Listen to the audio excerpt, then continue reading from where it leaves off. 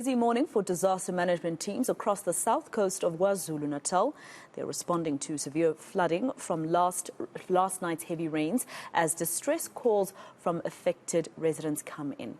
Now, earlier this morning, disaster management teams were in Lamontville searching for at least 5 people who have been swept away. Apparently, 3 of them are under the age of 17. Let's take you live there now, where we find our senior reporter, Dasen Thathiah, on the scene, joining us to give us more details. Dasen, a little earlier today, we spoke to emergency services, and they're calling it a search and recovery operation now.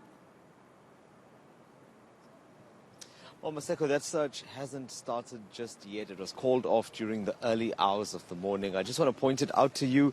It's probably about 100 or 200 meters away from where I'm standing now, further down the road.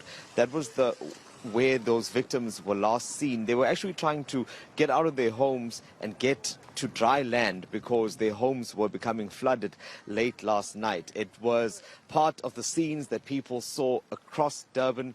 Those emergency services teams were working flat out throughout the night to respond to various calls, this being one of the most serious of them. But the reason why I'm standing here is because one of the relatives of those victims pointed something out to us.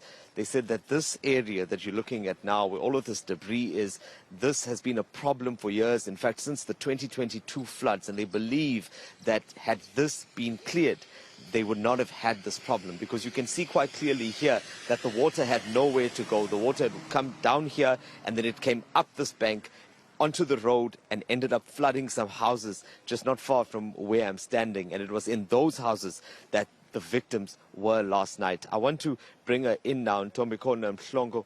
Ma'am, firstly, I'm really sorry about what's happened last night. I know that you were with them